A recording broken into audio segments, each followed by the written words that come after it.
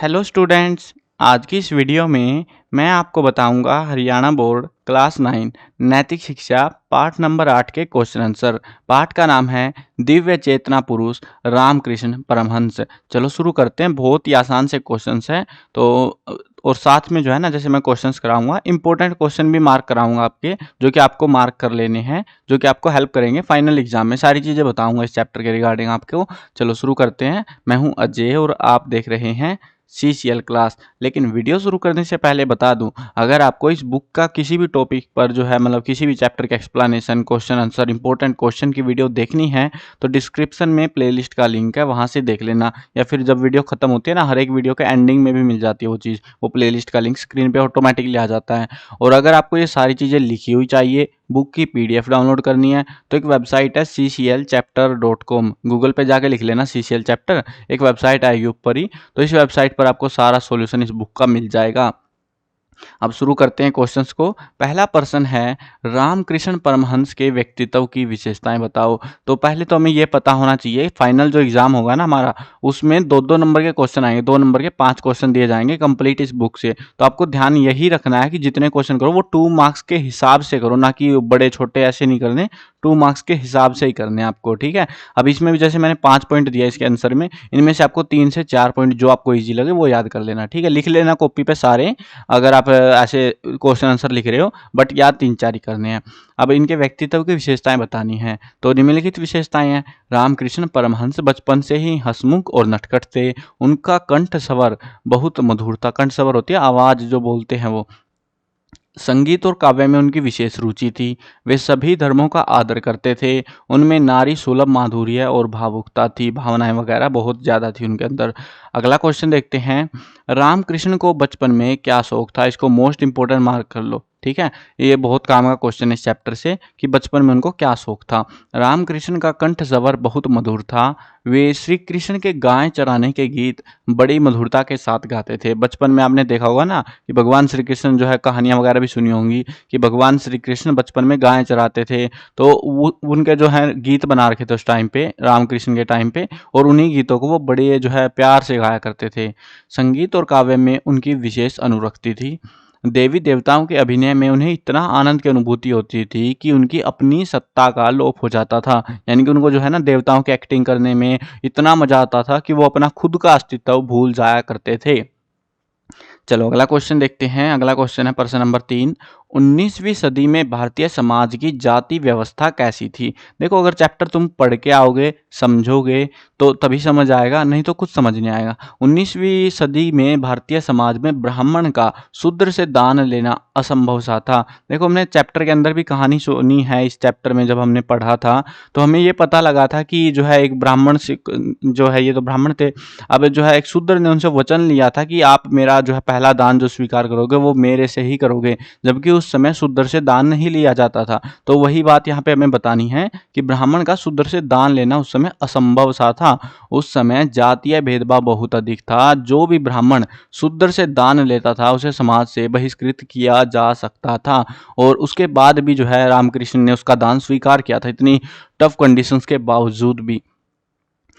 चलो अगला क्वेश्चन देखते हैं। किस घटना से पता चलता है कि रामकृष्ण बचपन से ही दृढ़ निश्चयी थे। मोस्ट इंपोर्टेंट मार्क कर सकते हो इसको। देखो, मैं इंपोर्टेंट होगा तो इंपोर्टेंट बताऊंगा, मोस्ट इंपोर्टेंट होगा मोस्ट इंपोर्टेंट ही बताऊंगा, ठीक है, क्योंकि जिनके चांस सबसे ज्यादा लगेंगे मुझे चैप्टर में वही बताऊंगा। अब लास्ट ईयर भी मैंने प्रोवाइड कराए थे और ज्यादातर क्वेश्चन उनमें से आए थे। 5 में से शायद 4 क्वेश्चन आए थे सेम टू सेम जो मैंने बताए थे आपको। बहुत ही लिमिटेड से, हर चैप्टर से 1-2 से क्वेश्चन कराए थे मैंने आपको इंपॉर्टेंट क्वेश्चन में। अभी भी आपको बना देंगे वापस से वीडियो आपके लिए जब एग्जाम नियर होगा, ठीक है ना। आपकी पूरी प्रिपरेशन कराई जाएगी इसी चैनल के ऊपर। अगर सब्सक्राइब नहीं कर रखा तो सब्सक्राइब कर लेना। चलो देखते हैं यहाँ पे कि किस घटना से हमें पता लगता है कि वो बचपन से ही दृढ़ निश्चय थे। दृढ़ निश्चय का मतलब है कि उन्होंने जो ठान ली वो ठान ली। हमको यहाँ पे वही धनी शूद्र वाली कहानी सुनानी है। जब उनके गांव में एक धनी शूद्र ने उनसे आग्रह करके यह वचन ले लिया कि यज्ञोपवीत के समय यानी कि जो हवन पूजा वगैरह होती है ना, उसको कहते हैं यज्ञोपवीत। तो उसके समय वह सबसे पहले उसी का दान स्वीकार करेंगे, जबकि उन दिनों किसी भी ब्राह्मण का शूद्र से दान लेने के कारण उसे समाज से बहिष्कृत भी किया जा सकता था। इन सब के बावजूद उन्होंने अपनी प्रतिज्ञा पूरी करते हुए उस धनी शूद्र से अपना पहला दान स्वीकार किया।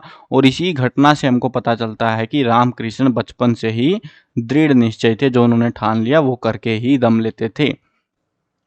रामकृष्ण ने तांत्रिक साधना की शिक्षा किससे प्राप्त करी? वो करी थी भैरवी से। आप लिख लेना, बाकी जो ऐसे आते हैं ना, ऐसे वाले question one one word type के आंसर जिनके होंगे, तो उनको आपको मतलब एग्जाम के लिए प्रिपेयर नहीं करना, क्योंकि वो एग्जाम में नहीं आएंगे, ठीक है। बट आप पढ़ लेना एक बार के लिए अगर आपका मन कर रहा है तो। प्रश्न नंबर 6 देखते हैं। उनका अपने तांत्रिक गुरु से किस प्रकार का संबंध बना? तांत्रिक गुरु कौन था? भैरवी। और भैरवी से कैसा बना? वो आध्यात्मिक माता और शिक्षिका का संबंध उनका बना था तांत्रिक गुरु से। अगला प्रश्न देखते हैं। रामकृष्ण ने अपने शिष्यों को क्या संदेश दिया? इसको इंपॉर्टेंट मार्क कर सकते हो, चांसेस थोड़े से कम हैं, बट पढ़ लेना इसको अच्छे से थोड़ा। रामकृष्ण ने अपने शिष्यों को संदेश दिया कि मैंने हिंदू, मुसलमान, ईसाई सभी धर्मों का अनुशीलन किया है, यानी कि पालन किया है। मैंने देखा है कि उस एक भगवान की तरफ सबके कदम बढ़ रहे हैं, यद्यपि उनके पथ अलग अलग हैं, यानी कि उनके रास्ते अलग अलग हैं, वो अलग अलग प्रक्रियाएं कर रहे हैं भगवान से मिलने के लिए। अगला प्रश्न देखते हैं। विभिन्न संप्रदायों के प्रति उनके विचार किस प्रकार के थे? वो हमको बताना है। अब यहाँ पे देखो, अगर क्वेश्चन देंगे वो बनाएंगे, वैसे चांस है नहीं इस क्वेश्चन के, अगर बनाते भी हैं तो ये इसी जिस फ्लो में ये क्वेश्चन हमसे पूछा गया ना, उसी फ्लो में एग्जाम में नहीं पूछेंगे कभी भी ये। अगर पूछेंगे भी तो पूछेंगे हमसे कि विभिन्न संप्रदायों के प्रति रामकृष्ण के विचार किस प्रकार के थे, क्योंकि अभी तो हमें पता है कि हम कहानी किसकी पढ़ रहे हैं, रामकृष्ण परमहंस की।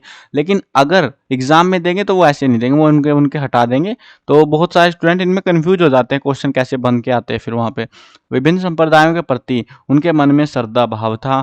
उनके अनुसार सभी धर्मों में परमेश्वर एक ही हैं, केवल उसे प्राप्त करने के मार्ग अलग अलग हैं, अलग अलग तरीके से लोग उनको प्राप्त करना चाहते हैं। प्रश्न नंबर 9। वेदांत ज्ञान प्राप्त कर उनकी समझ किस प्रकार विकसित हुई? वेदांत ज्ञान होता है वेदों का ज्ञान। तो 1864 में एक वैदांतिक पंडित और साधक तोतापुरी ने उनको वेदांत की शिक्षा दी। उनकी समझ में आ गया कि साकार और निराकार एक ही सत्ता है। ये जो साकार निराकार का मतलब है, यहाँ पे लोग जो है ना, उस समय प्राचीन समय में, तो उनके टाइम में, उनसे पहले भी दो प्रकार के भगवानों की पूजा करते थे लोग। एक थे साकार, जिनका कोई आकार था, यानी मूर्तियों की पूजा बेसिकली, और एक थे निराकार, यानी कि वो दिल में पूजा करते, मन में पूजा करते थे, और एक्चुअल में कुछ भी नहीं था। ठीक है, मतलब बाहर अगर दिखाएं कि भैया कौन सा भगवान है, कुछ नहीं था वहां पे, सिर्फ मन के अंदर से पूजा होती थी, तो वो निराकार भगवान। तो दोनों टाइप के लोग उस समय रहा करते थे। तो इनको ये समझ आया पढ़ने के बाद कि साकार और निराकार एक ही सत्ता है, एक ही चीज है। कोई लोग मूर्ति के मदद से भगवान को पाना चाहते हैं, कोई बिना मूर्ति के पाना चाहता है। यह वैसे ही एक है जैसे दूध और उसकी धवलता, हीरा और उसकी चमक, सांप और उसकी वक्रता। तो यहाँ पे जो है ना, ये उदाहरण दिए गए थे हमें चैप्टर में। अब यहाँ पे समझने की बात यह है, जैसे दूध और उसकी धवलता, यानी दूध को दूध से जो है उसकी सफ़ेदी हम अलग नहीं कर सकते, उसका सफ़ेद रंग अलग नहीं कर सकते कैसे भी करके। हीरे से उसकी चमक अलग नहीं कर सकते, अगर चमक अलग हो गई तो वो हीरा ही नहीं रहा। सांप से उसका जो है वक्रता हम अलग नहीं कर सकते। और एक के बिना दूसरे का विचार ही असंभव है। माँ और ब्रह्म दोनों एक ही है। ये उनको समझ आ गया जब उन्होंने वेदांत की जो है शिक्षा प्राप्त की थी। अगला क्वेश्चन देखते हैं। केशव चंद्र सेन की रामकृष्ण के संबंध में धारणा किस प्रकार परिवर्तित हुई? केशव चंद्र सेन रामकृष्ण के प्रोमोन्माद को पहले संदेह की दृष्टि से देखते थे, यानी कि ये जो चीज़ें होती है ना, उपदेश वगैरह देते हैं लोग, तो रामकृष्ण जो बातें किया करते थे उस पर डाउट करते थे केशव चंद्र सेन, जो कि एक समाज सुधारक थे, और इसे जो है रुग्णता मात्र मानते थे कि नौटंकी है या कुछ नहीं है। किंतु भगवान के बारे में रामकृष्ण के प्रवाहपूर्ण प्रभावशाली शब्दों को सुनकर और विचार बुद्धि की स्पष्टता को देखकर उनकी धारणा परिवर्तित हो गई। उनके जो विचार थे वो अब रामकृष्ण परमहंस के प्रति बदल चुके थे। अगला क्वेश्चन देखते हैं। अगला क्वेश्चन काफ़ी बड़ा सा आंसर है वैसे इसका। रामकृष्ण का जीवन भारतीय संस्कृति की मूर्तिमान अभिव्यक्ति कैसे है? तो इसमें जो है ना, देखो देखने में बड़ा लग रहा है, लिखोगे वो इतना सही आएगा जितना मैंने लिख रखा है, इतने से में आ जाएगा आपकी कॉपी में भी, बट ये जो है थोड़ा लेंथी क्वेश्चन बन जाता है। अब चांसेस तो हैं, इंपॉर्टेंट है, इसको इंपॉर्टेंट मार्क कर लेना, बट चांसेस हैं इस क्वेश्चन के एग्जाम में भी पूछे जाने के, तो आपको थोड़ा सा अच्छे से आपको याद करना है इसको समझ के थोड़ा, ठीक है, क्योंकि कुछ लाइनें भूल जाते हैं हम लोग, तो इतना सा तो करना ही पड़ेगा, बताना पड़ेगा। अब हमें बताना क्या एक्चुअल में, हमें बताना यह है भारतीय संस्कृति की मूर्तिमान, यानी कि जो भारतीय संस्कृति है ना, जो अपने धर्म की संस्कृति है, उसको कैसे जो है उसको रिप्रेजेंट कर रहे थे रामकृष्ण परमहंस, उनका जीवन कैसे रिप्रेजेंट कर रहा था उसके बारे में बताना हमको, ठीक है। रामकृष्ण के मन में सभी धर्मों के प्रति श्रद्धा भाव था। रामकृष्ण की दृढ़ भक्ति और सच्ची विरक्ति को देखकर लोग उनकी ओर आकर्षित होने लग गए। अगर आपको कुछ सिंपल शब्द देखो कन्वर्ट कर सकते हो, शब्द जो आपको इजी लगे उस हिसाब से लिख सकते हो, नंबर्स फिर भी मिलते हैं। अनेक लोग उनके अनुयायी बने। भगवान के बारे में रामकृष्ण के प्रभावशाली शब्दों को सुनकर और विचार बुद्धि की सफलता को देखकर प्रसिद्ध समाज सुधारक केशव चंद्र सेन भी आश्चर्य में डूब गए। उनके ही एक शिष्य स्वामी विवेकानंद ने शिकागो की धर्म संसद में वेदांत और भारतीय संस्कृति की तार्किक व्याख्या कर यूरोप और अन्य धर्मावलंबियों के ज्ञान चक्षु खोल दिए थे। इन सभी घटनाओं से, यानी कि ये तो उनके चेले बने ना बाद में, केशव चंद्र सेन, और ये इन्होंने तो देखो इनका नाम हम जानते हैं, काफ़ी प्रचलित रहा है विवेकानंद जी का, तो क्योंकि इन्होंने क्योंकि हम वैसे नहीं जानते थे इनको, ये जो धर्म संसद में जो भारत की जो सभ्यता थी, संस्कृति थी, उसको जो रिप्रेजेंट किया, जिसको अंग्रेज ये मानते थे कि ये तो कुछ है ही नहीं, ये तो तुच्छ लोग हैं, पिछड़े हुए लोग हैं। और जब स्वामी विवेकानंद ने शिकागो की धर्म संसद में जाके, वहां पर बहुत अलग अलग देशों के लोग आए हुए थे, और वहाँ पर जो है अपनी संस्कृति को रिप्रेजेंट किया और लोग इम्प्रेस हुए उससे, तो उस समय लोगों को विदेशियों तक को पता लगा और भारतीय संस्कृति की मूर्तिमान में सारा जो योगदान था वो किसका था, रामकृष्ण का। क्योंकि जो मेन गेम खेला था, जो सोच थे, विचार थे, वो किसके थे, रामकृष्ण परमहंस के इन सभी के अंदर। तो इन्हीं सब चीज़ों से हमें ये पता लगता है भारतीय संस्कृति की मूर्तिमान अभिव्यक्ति है रामकृष्ण, ठीक है। अब थोड़ा सा कॉम्प्लेक्स लग रहा होगा आपको कि भैया ये इतना बड़ा सा आंसर है, कैसे ही याद होगा, लेकिन आप जो है अगर दोनों याद नहीं रख सकते, सिंपली आप ये याद रख लेना स्वामी विवेकानंद वाला, ठीक है। केशव चंद्र सेन वाला अगर हटाना चाहो तो हटा सकते हो, बट स्वामी विवेकानंद वाला जरूर ध्यान रखना आपको, ये बहुत काम का, ठीक है। मतलब इस आंसर के अंदर से 2 नंबर में लिखना है, आधा सा भी याद करोगे तो भी काम चल जाएगा। अगला प्रश्न देखते हैं, शिकागो की धर्म संसद में से पहले भारत के धर्म दर्शन और संस्कृति के बारे में यूरोप वासियों के क्या विचार थे। शिकागो की धर्म संसद से पहले, ये जो शिकागो में धर्म संसद हुई जिसके बारे में मैं बता रहा था, तो उससे पहले भारत के धर्म दर्शन, अभी ये चैप्टर में हमको नहीं बताया, मुद्दा ये भी है कि चैप्टर में नहीं बताया गया कि पहले क्या सोचते थे लोग हमारे बारे में, क्योंकि ये तो हमें खुद ही पता होना चाहिए। अब खुद ही कैसे पता होगा, हम कहानी पढ़ेंगे, अब आप तो 9th में, हमने तो पढ़ रखी है इनकी कहानियाँ कैसे क्या हुआ था पंगे। तो देखो हुआ क्या था, धर्म संसद से पहले भारत के धर्म दर्शन और संस्कृति के बारे में यूरोप वासियों का मानना था कि भारतीय धर्म दर्शन बहुत ही पिछड़ा हुआ और तुच्छ है, क्योंकि वो तो ईसाई धर्म के अनुयायी थे। अब उनको लगता था हमारा धर्म सबसे ऊपर, बाकी सब कुछ खत्म है सब। परंतु स्वामी विवेकानंद ने शिकागो की धर्म संसद में वेदांत और भारतीय संस्कृति की तार्किक व्याख्या करके पूर्वाग्रही यूरोप और अन्य धर्मावलंबियों के ज्ञान चक्षु खोल दिए। उन्होंने रिप्रेजेंट किया ना, जब वेदों के बारे में बताना शुरू किया, ये था, वो था, ये था, लोगों की बोलती बंद हो गई थी वहां पे। और मतलब एक ऐसा होता है ना, खौफ सा बैठ जाता है, वैसा खौफ बैठा दिया था वहां पर उस सभा के अंदर में। अगला प्रश्न देखते हैं, अपने पुस्तकालय से रामकृष्ण परमहंस की जीवनी पढ़ो और चर्चा करो। देखो अगर तुम्हारे स्कूल में लाइब्रेरी है, अगर तुमको मन है पढ़ने का इनकी जीवनी के बारे में, वैसे तो हमको चैप्टर में बहुत कुछ समझ में आ गया है कि कैसा सा जीवन इनका रहा था। अब अगर आपको पढ़ना हो तो पढ़ सकते हो, और चर्चा करनी है, आंसर नहीं लिखना, चर्चा करनी है, आपस में दोस्त को पकड़ो और बातें करो आपस में उसके बारे में, ठीक है। वो करनी है तो आप खुद ही करो, मन करे तो कर लेना, नहीं तो स्किप कर सकते हो, ठीक है।